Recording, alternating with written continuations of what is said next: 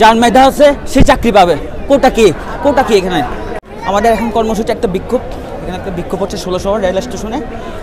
চবিতে 3টার দিকে যে হামলাটা হইলো তার প্রতিবাদে আমরা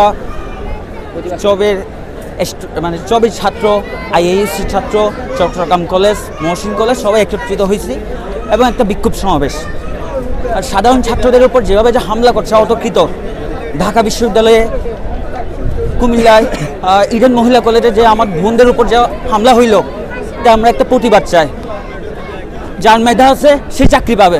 কোটা কি এখানে যার মেধা আছে সে চাকরি পাবে। আমরা চাই কোটাটা বাতিল হোক। মেধার ভিত্তিতে সব জায়গায় সিলেকশন হোক, অর্থাৎ চাকরি, বিশেষ করে চাকরি পরীক্ষা, সেই জায়গায় যেই জায়গায় মেধা দিয়ে আমরা বিভিন্ন রকম রিক্রুটমেন্টের চাকরি নিব, সেই জায়গায় কোটা প্লাস প্রশ্ন ফাঁস, এই দুই ধরনের বেআইনি ধরতে গেলে যারা মেধাবী শিক্ষার্থী আছে ওদের জন্য অবশ্যই হুমকি স্বরূপ।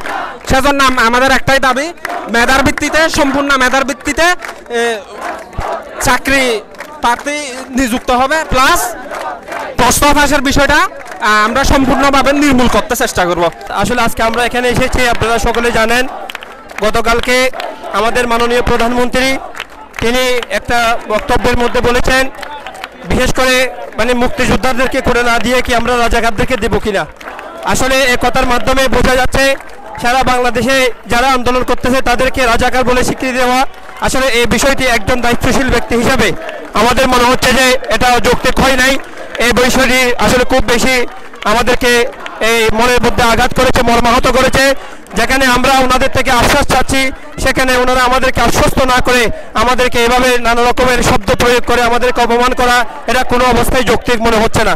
দ্বিতীয় নম্বর হচ্ছে, আপনারা প্রত্যেকেই জানেন আমরা কিন্তু মুক্তিযোদ্ধাদেরকে অসম্মান করছি না।